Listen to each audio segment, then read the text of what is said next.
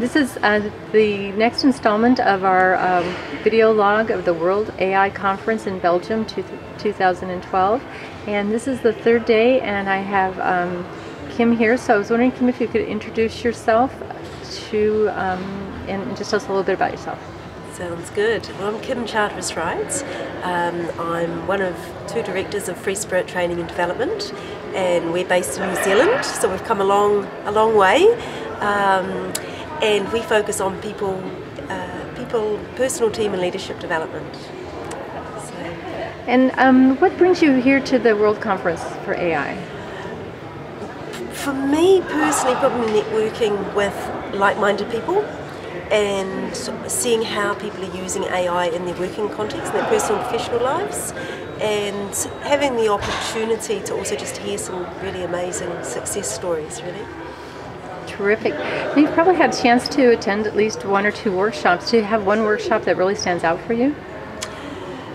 The one I went to today, which was on appreciative inquiry in challenging times and when people go to those dark places, and it had an overwhelming amount of people, which I thought was interesting, that it was obviously, particularly people in a coaching aspect, working with people that are in those dark places, and they used an acronym ALIVE, and we worked through the process, sort of through the steps of ALIVE, and I think that whole experience, which is so AI, of walking into a room and not knowing people, and then in a very short time after sharing stories of our own challenging times, how connected you would feel to people that you didn't know all of 10, 15 minutes earlier.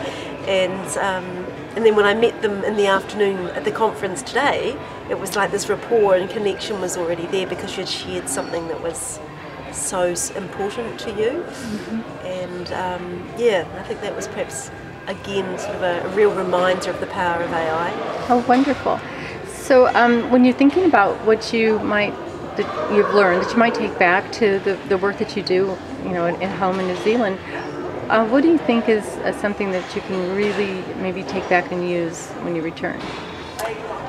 I think one would be actually using something like that ALIVE tool in the one-on-one coaching that I do with clients. But I think perhaps was a sort of a forum discussion this morning about where we looked very much about that balance and sort of staying away from the extremes and the periphery, and getting people, particularly in organisations when they're wanting to perhaps have organisational change or whatever, to focus, to listen to everybody's perspective before deciding which is the right pathway or the direction to move in, and that whole importance of being balanced and in the centre as opposed to too much to the left or too much to the right. Mm-hmm. I think that was a really powerful message this morning at that discussion. So. Wonderful. Well, before we end our little conversation here, is there anything that I've not asked you that you'd like to share, that you'd like to tell us about yourself, your work, or the conference?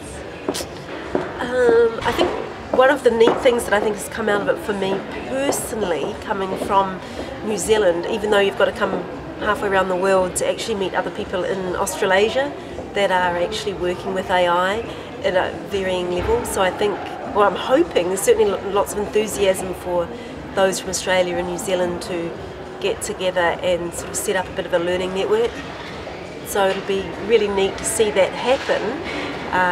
But it's fascinating that you end up coming so far to connect with people in your own backyard. But I'm hoping that that's something that's going to take off once we head home. So. Wonderful. Well, I thank you so much for taking time out of your busy schedule here at the conference, and hope the rest of it's a great one for you. Thank you.